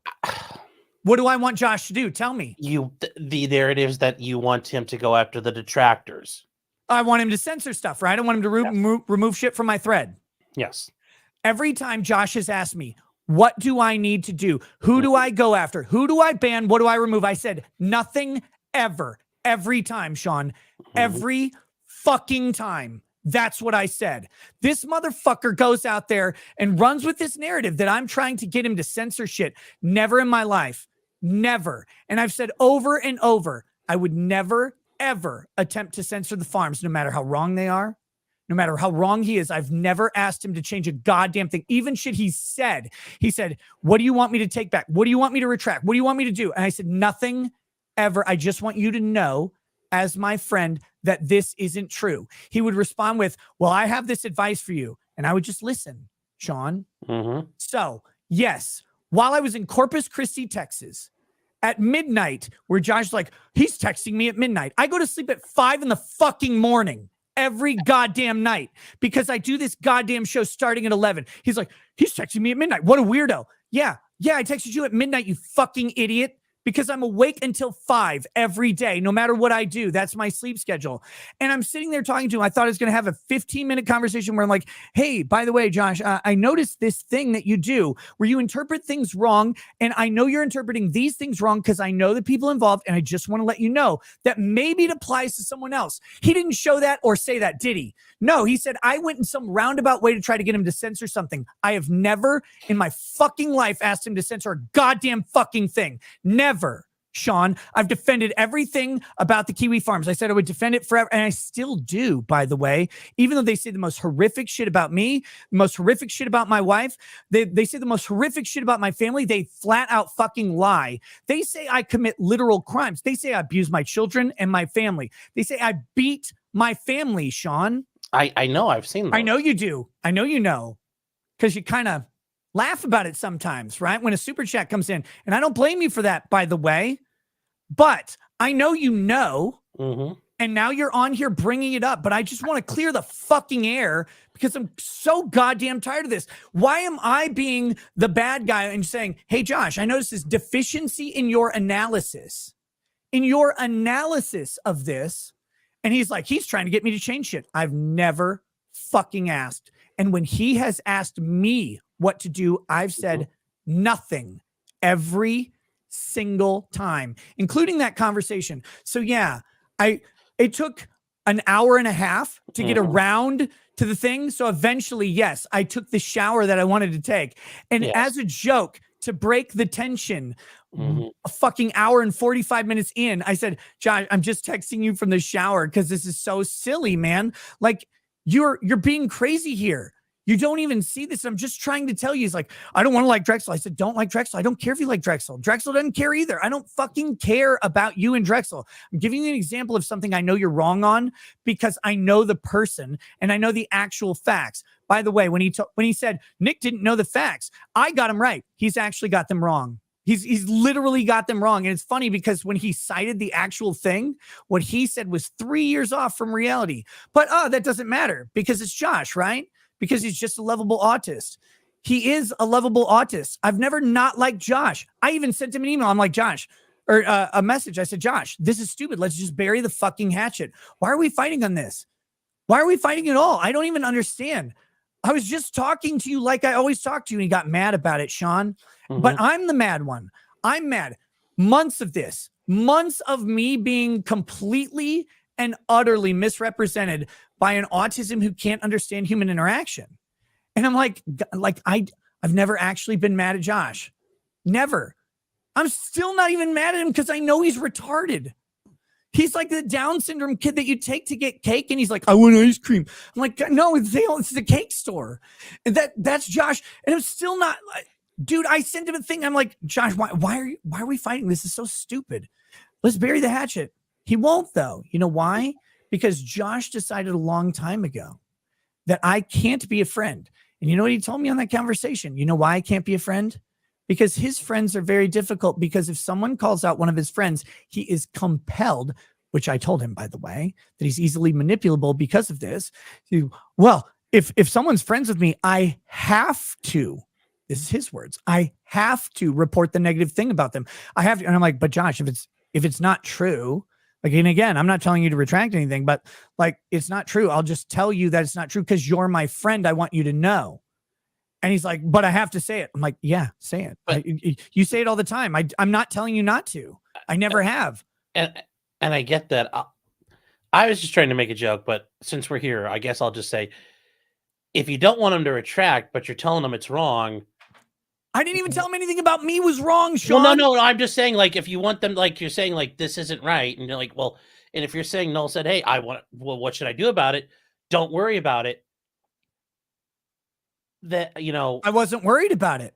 Mm-hmm. Wait. No. Who brought it up? Who brought it up? Who brought up that conversation? Sean? I did. I was trying to make it go. Not between you and me. Well, me and Noel. Me and Noel. The shower conversation. Who brought it up? Did I bring it up? Did I say, hey guys, I was in Corpus Christi bored while my entire family's asleep because I go to sleep at 5 a.m., but they're normal people? Did I say, oh, I was texting Josh from the shower? Who brought it up? Okay. Yes. From what I understand. Josh brought it up, right? Yes. Now, you just said, that's my understanding. You just said, if you tell Josh that he says, what do you want me to change? You say, nothing, don't worry about it. Who didn't worry about it? Who didn't worry about it, Sean?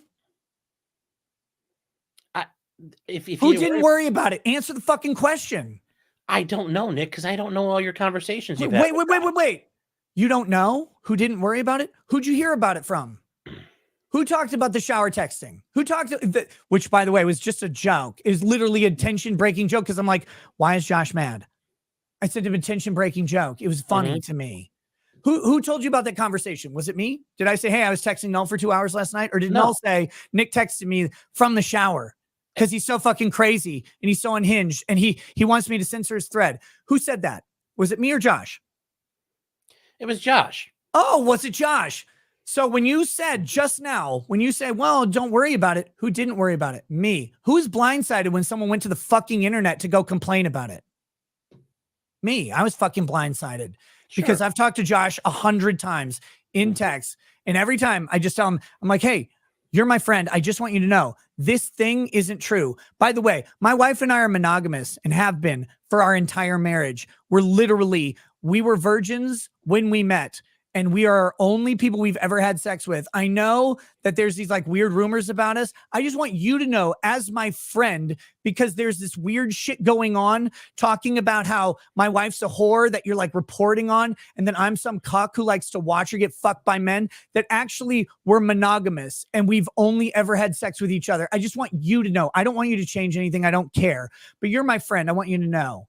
Since you talked about it, you're my friend on this. I just want you to know that this isn't true. You don't have to say anything. I'm not going to ask you anything. Sean, why am I the bad? Why am I the guy who wants him to censor his thread or censor my thread? Why am I the guy who wants him to ban people? When he asked me who to ban, because I said, you know what? Like the Kiwi Farms thing where people are coming after, they go, oh yeah, well, we thread ban people who go after the cow, who try to touch the cow. I'm like, look, I just don't think that that's happening necessarily on my thread. Josh, like, who is it? Who is it? Like, who is it? What's going on? I'm like, I'm not going to name names. I don't want people banned. I actually don't want people silenced. I just wanted to bring it to your attention that maybe the site has some issues with that enforcement, and you can decide as the site administrator what to do. How did that get twisted? How did it fucking get twisted? Nick wanted me to ban people, but he just wouldn't say who. I've never, ever in my fucking life asked for a single person to be banned. Okay, well, even if it's not banning, but you know, if you're going to him saying this isn't true, I didn't. So like, well, you know, and you know, you don't want him to go on there and say, listen, you guys got it all fucking wrong here. No. And I specifically told him, no, I don't want him to do that. Sean, if you said, hey, by the way, I heard Nick was smoking meth behind a Burger King in Brooklyn Park, Minnesota. And I went on and I messaged you and I said, hey, Sean. Location wise. Exactly. And I messaged you. I said, hey, Sean, just so you know, like, I just want you to know, I don't do meth. Like, meth is fucking crazy. And I like teeth. I don't want to. Like, I like teeth because that's my blowjob defense. Because if I didn't have teeth, I'd be a gum job monster. And I don't want to do that. And you're like, well, do you want me to go on? And I'm like, no, I don't care. But I just want to let you know I'm not doing meth because we're friends. Like, I understand that. But also if I saw people in the stream saying you're trying to, you know, you're blowing out your, you know, you're getting hollowed out so you can keep smoking meth, I'd be like, no, I don't think that's true. Now, I might laugh at it as a joke, but I'd also say, guys, I really don't think that's true. Right, but what's wrong with me saying I don't do meth? Like, is there a problem with me saying, "Hey, Sean, I just want you to know as a friend, I don't do meth." Like, I don't need you to say anything. I don't need you to do any retractions or anything. I just want you to know I don't do meth. Is that bad? Is that wrong? No. Am I asking you to do anything? No, but I also no, but what? But what? Like, where's the but? Like, look, I know you got this thing. And you need to be cool with Kiwi Farms. Well, I don't give a shit about the farms. The farms can hate me. I'm a fat fucking all that. I'm just a bunch of faggots, and I get it. But like, look, I know the internet's gay, Nick. We already know that. Yes, of course they are. The farms is just the only people who don't know they're gay while they got a dick in their ass. And that's fine. But when did I ask you to do something because of that?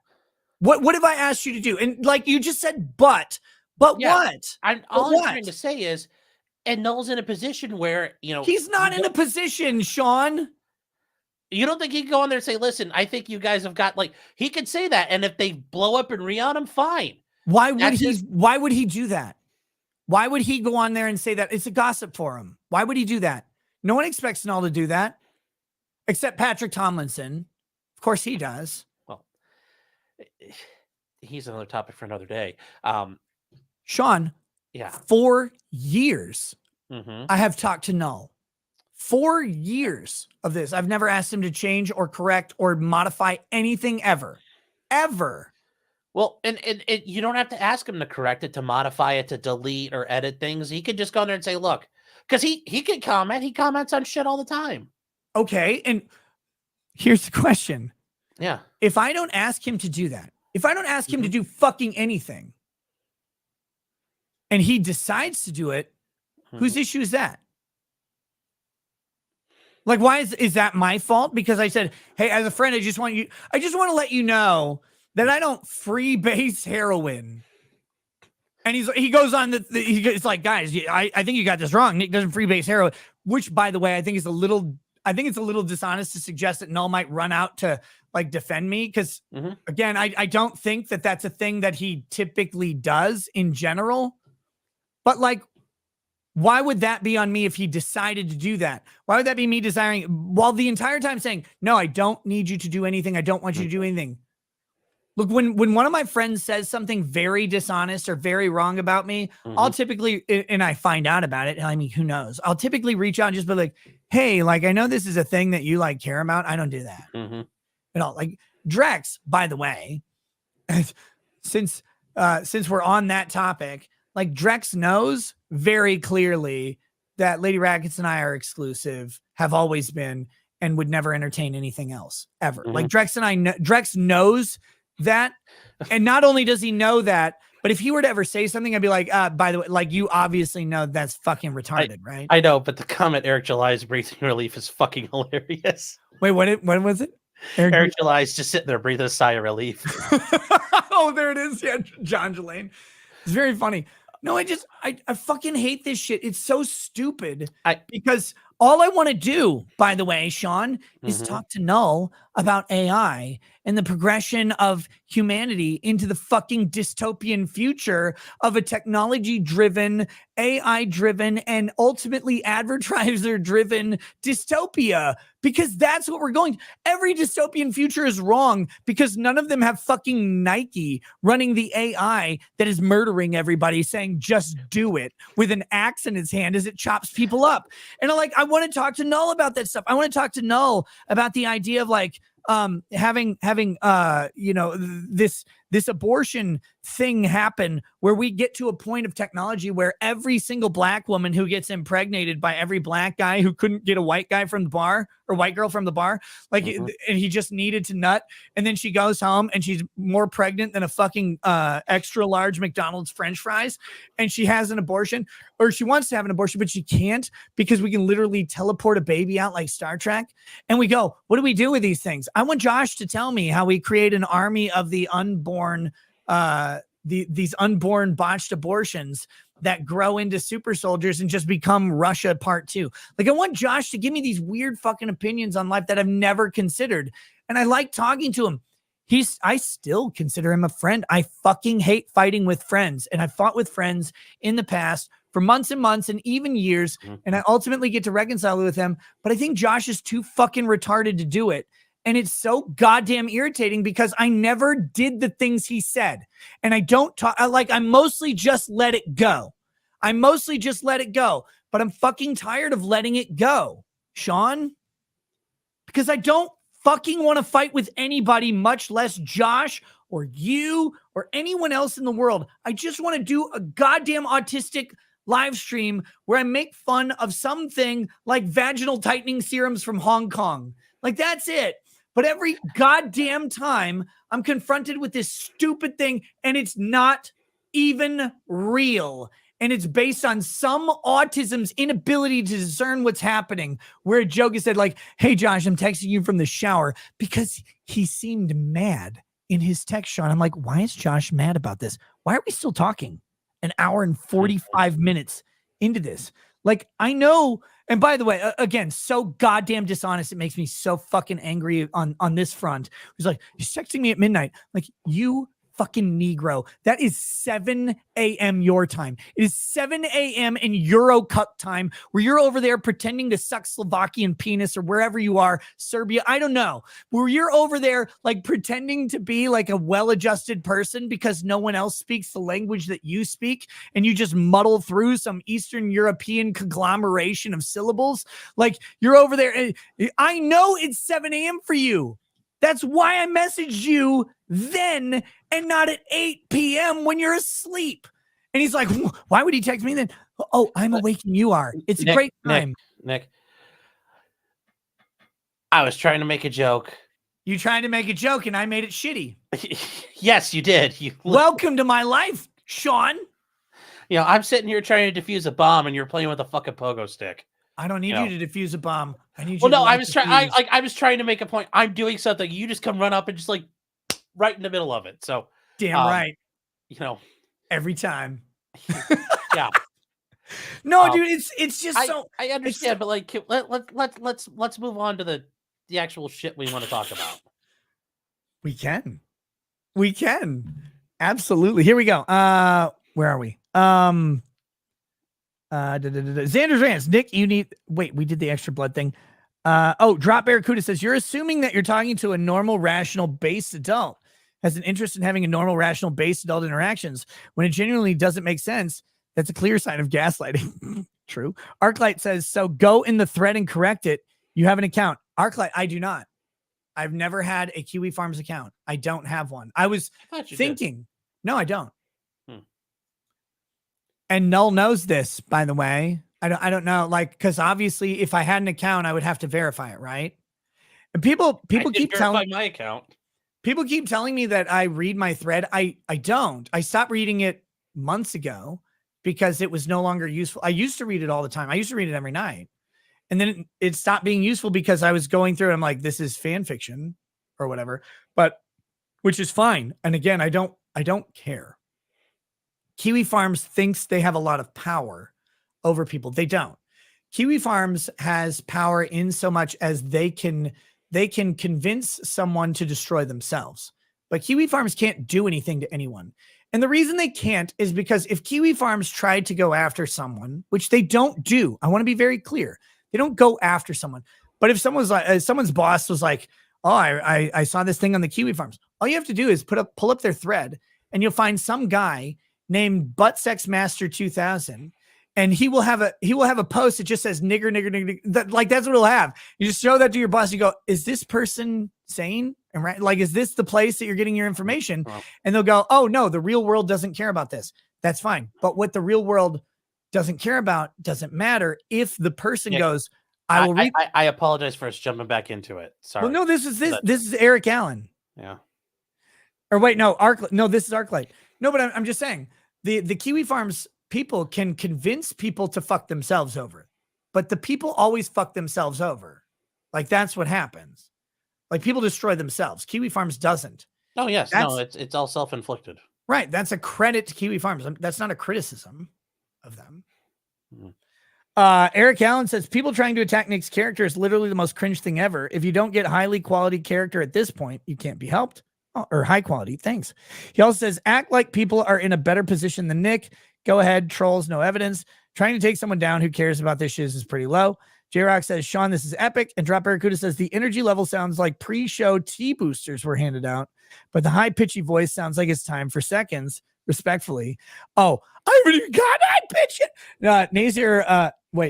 Nasir Puto says, Kiwis is Jason Blaha and Nick is Biolane. Nick is wasting his time. Hashtag if you know, you know. Nasir or whatever. Nasir Puto. I never waste my time. Ever. Because I am the ultimate mastermind of everything. I have calculated every single move and every single thought and every single word forever, every time. And I am unstoppable. I'm a calculator of autistic language. KCC says, I left my cube job to go back to the mountains so I can tell you trans identifying shoulders, clown shoes. Mr. Smith's government class says, man, I missed this shit. I love your Monica insult diatribes. Well, that's Monica. There's a lot of woman to insult there. All right, we are done on YouTube. We're gonna pop. Oh, wait, shit. Jay's board says, "Drink more, Nick. Definitely don't sound unstable or like you have a problem.